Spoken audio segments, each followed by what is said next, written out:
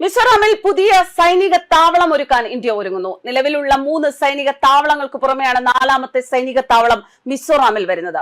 Chicken നെക്കിൽ പിടിമുറുക്കാനുള്ള ശത്രുക്കളുടെ നീക്കത്തിന് മണിച്ചിത്രത്തായിട്ട് പൂട്ടുകയാണ് ഇന്ത്യ. ഇന്ത്യയുടെ ഭൂപടത്തിലെ ഏറ്റവും തന്ത്രപ്രധാനവും എന്നാൽ ദുർബലവുമായ ഇടനാഴി സിലിഗുരി ഇടനാഴി ചിക്കൻ നെക്ക് ഇനി കൂടുതൽ ഭദ്രമാകും.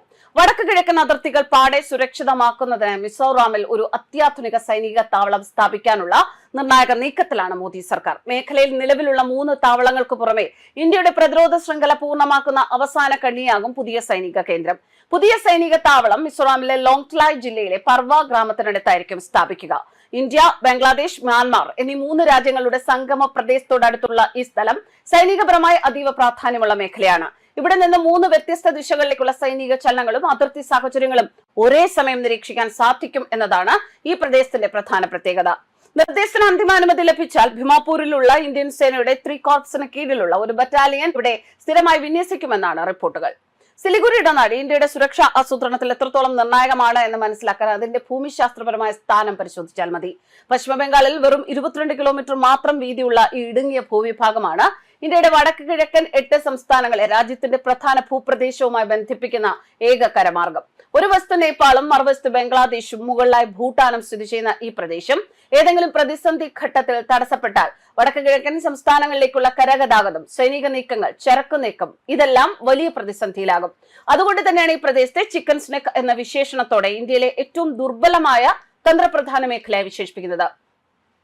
ബംഗ്ലാദേശിലെ സമീപ രാഷ്ട്രീയ മാറ്റങ്ങൾ, മ്യാൻമാറിലെ ആഭ്യന്തര സംഘർഷം, ചൈനയുടെ വർദ്ധിച്ചു വരുന്ന സ്വാധീനം, അതിർത്തി കടന്നുള്ള അനധികൃത പ്രവർത്തനങ്ങൾ ഇതൊക്കെ ഇന്ത്യയുടെ കിഴക്കൻ അതിർത്തിക്ക് കടുത്ത വെല്ലുവിളിയാണ് സൃഷ്ടിക്കുന്നത്. ദേശീയ സുരക്ഷയും ഭൗമ രാഷ്ട്രീയത്തെ നേരിട്ട് ബാധിക്കുന്ന ഈ സാഹചര്യത്തിലാണ് വടക്ക് കിഴക്കൻ സംസ്ഥാനങ്ങളിലേക്കുള്ള ഇന്ത്യയുടെ ഏക കരബന്ധമായ സിലിഗുരി ഇടനാഴി കാക്കാൻ പ്രതിരോധ സംവിധാനങ്ങൾക്ക് സർക്കാർ വേഗം കൂട്ടുന്നത്. ഇതിനു മുൻപ് തന്നെ ഈ മേഖലയെ സംരക്ഷിക്കുക എന്ന ഉദ്ദേശത്തിൽ 3 പ്രധാന സൈനിക കേന്ദ്രങ്ങൾ ഇവിടെ വന്നിട്ടുണ്ട്. പശ്ചിമ ബംഗാളിലെ ചോപ്രയിൽ ബംഗ്ലാദേശ് അതിർത്തിക്ക് സമീപം ഒരു സൈനിക താവളമുണ്ട്.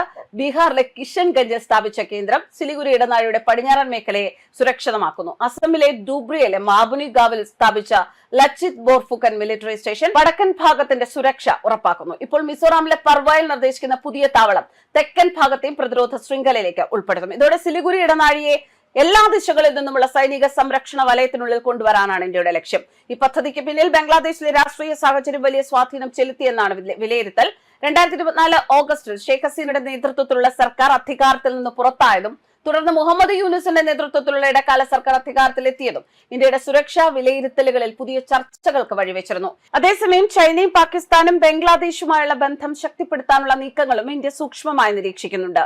ചൈന കഴിഞ്ഞ ഏതാനും വർഷങ്ങളായി ബംഗ്ലാദേശിൽ വലിയ രീതിയിൽ അടിസ്ഥാന സൗകര്യ വികസന പദ്ധതികളിലും പ്രതിരോധ സഹകരണത്തിലും നിക്ഷേപം നടത്തിയിട്ടുണ്ട്.